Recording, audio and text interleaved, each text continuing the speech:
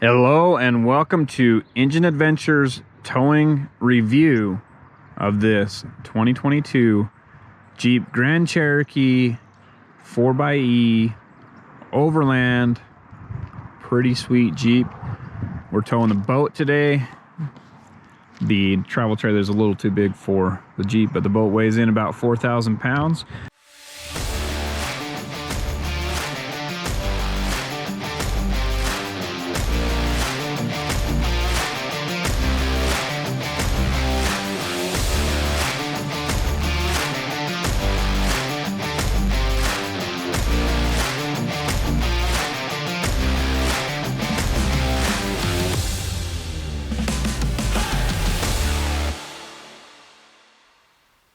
And we go ahead and check the tongue weight here.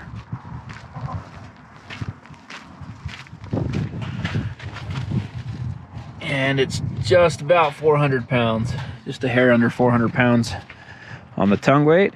Jeep's had no problem pulling it so far. So it has a 2-liter 4-cylinder turbo, along with an electric motor, electric engine, whatever you want to call it, that sits between the gas-powered engine and the transmission, and total combined horsepower in the 375 range, torque in the 470 range. And this one is equipped with the air suspension. Not sure how well that's showing up. A little bit hard for me to get the camera in there, but there you go. So it's equipped with 4-corner air suspension, and it's actually been riding really well. Been handling the trailer no problem at all.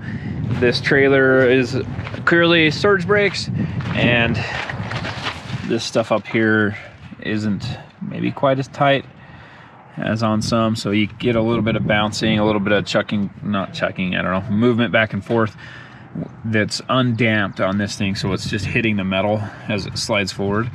As it slides back, you get the cushion from the brake pressure, but as it slides forward, sorry, I'm getting that the other way around.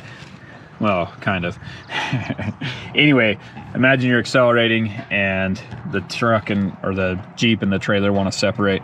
That's when you'll get the clunk when you're braking and this is pushing into the coupler here. Then it will be cushioned. But what I'm getting at through all this is you can feel the clunks and stuff through the unibody frame. And this thing actually, it wasn't too bad to hook up. It's down underneath and inside of there. When you put the hitch on, you can see it fairly well. It was quite bright outside when I was hooking up, but the electric mode for me is not as smooth. And I was trying to force the engine to turn on when I was hooking it up, but it wouldn't let me. So it was, as I was backing up, that electric mode was a little bit of a pain to just smoothly back it up. It was very jerky. Trip A is reset. Trip B is reset. We're going to be driving with these gauges up. And I do have max regeneration on. You can see the engine's not on because there's no oil pressure.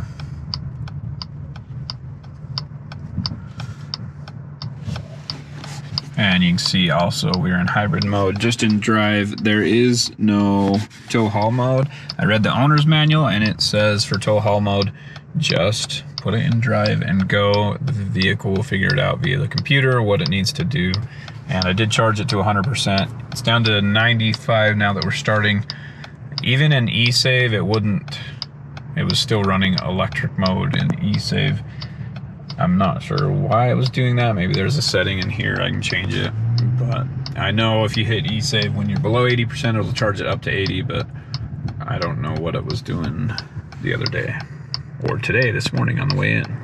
So look how much the boat's bouncing. I'm certainly not feeling any of that here in the Grand Cherokee. A little bit of that is the hitch for sure, and you can see it bouncing in the mirror too. But not all of that. I don't imagine the hitch is absorbing all of that, or maybe it is, because I'm certainly not feeling it. So the hitch I'm using has a spring built into it. That's how you can read your tongue weight with it, but it also has the effect of cushioning the ride just a little bit, and it seems like it's actually doing that really well. Here on the freeway, the engine hasn't even turned on. You can see the battery percentage there in the top right kind of going down. And a little boat there. The boat weighs about 4,000, and it pulls just fine on the freeway. I've noticed this with some SUVs, many SUVs actually. This trailer has the surge brakes on it, of course, being a boat, most boats do. And there's actually a decent amount of play in this one. It's pretty old, and the surge brakes could maybe use some adjustment. So there's a little bit of up and down play and stuff like that. On the freeway, I don't really notice it at all. But around town, hitting small bumps and stuff like that, you can kind of hear the coupler or the surge brakes or whatever shifting and feel it through the vehicle. And with these unibody vehicles where the frame and the body are all one piece, it really kind of sends a shudder through the vehicle. When you have a pickup truck or something body on frame, it isolates it a little bit, but here it carries through.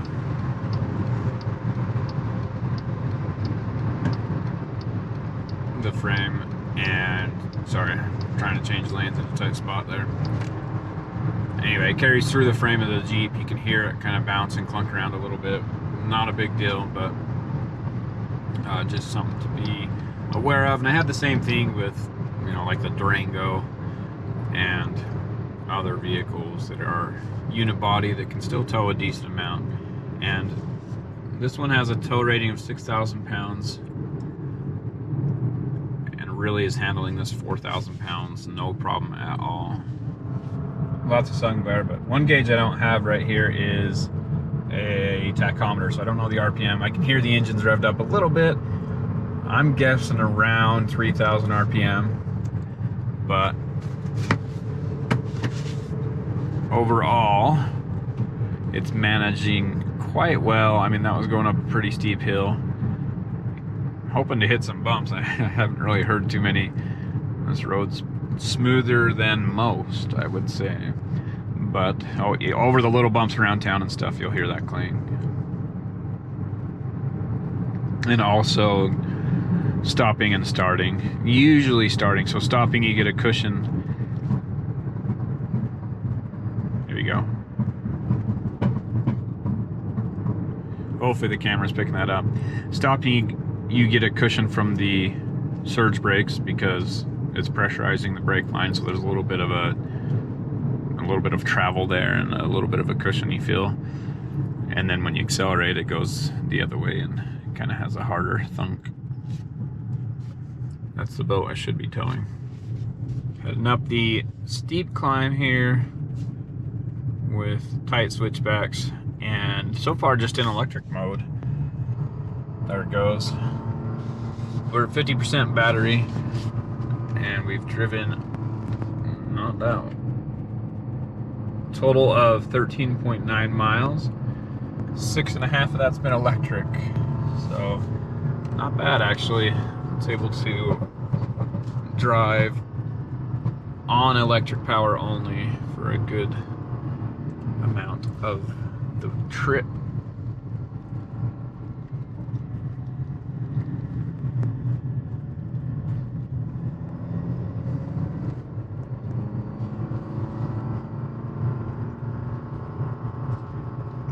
Holding second gear. Again, RPM's up maybe around 3,500. I wish I had a tachometer. That's just going off of what I can hear.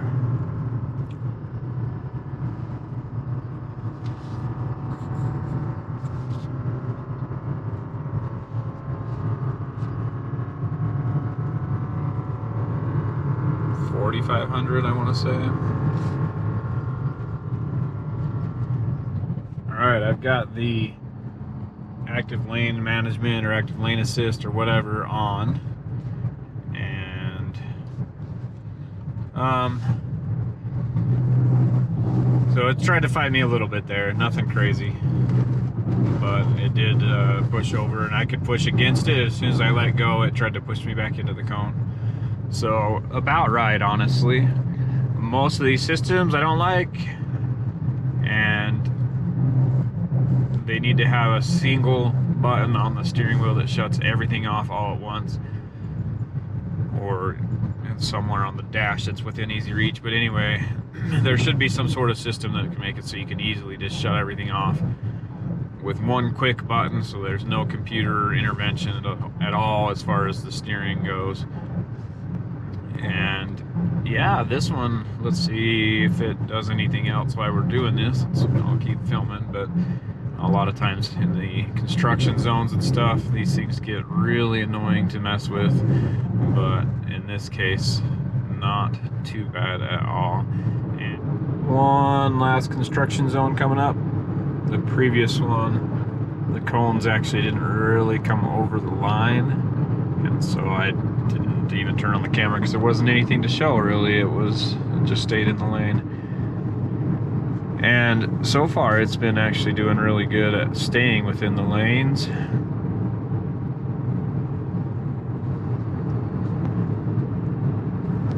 don't know if it'll move here or not. There you go, you can see the steering wheel moving a little bit until that lane opened up. Alright, there's the cones again. There they are.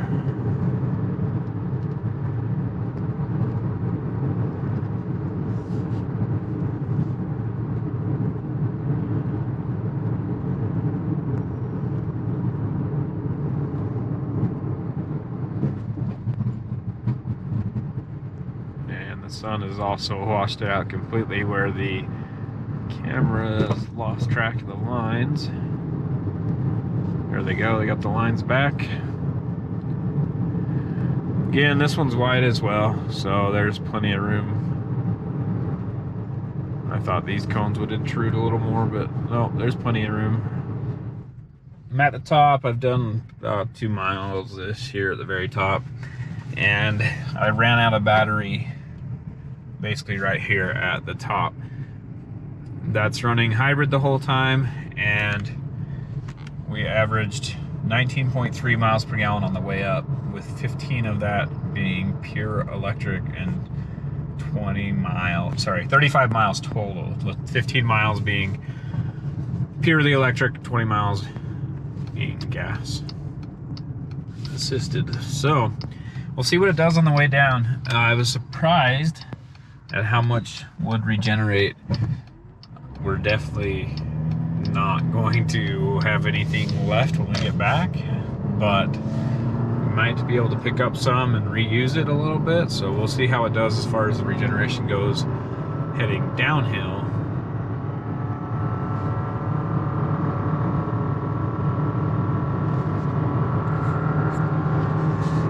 It seems to hold the gears for quite a while. You know, certainly wasn't doing this with the electric mode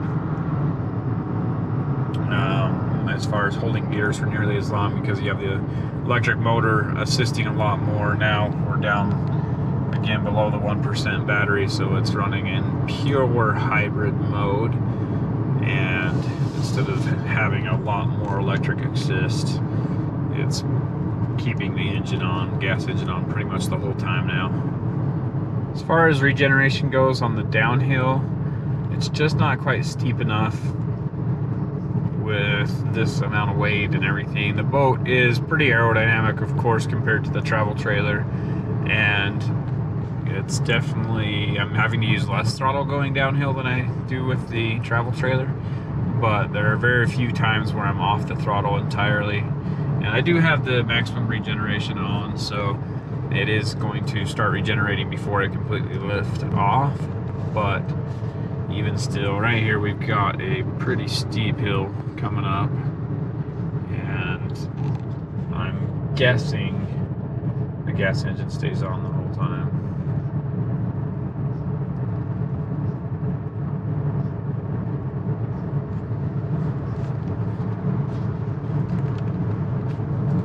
There we go. So I am off throttle entirely. It's regenerating a little bit based on this, but yeah, Yeah, I mean, it didn't even go above the less than 1% line there in the corner. So yeah, it doesn't regenerate a ton, but that's just the nature of things. You're using a lot of energy going up, and because the speeds are high enough, over 50 miles an hour, going down, you're still using quite a bit of power through most of it. I mean, you're not accelerating hard or anything, but it does take a little bit of energy even going downhill. 19.4 miles per gallon, 64.3 miles. All right, Google Maps says 64.7 miles, and we use 2.995 gallons, results in 21.6 miles per gallon. Not bad. If we go off of what the trip meter says, 21.46. So trip meter said 64.3 miles.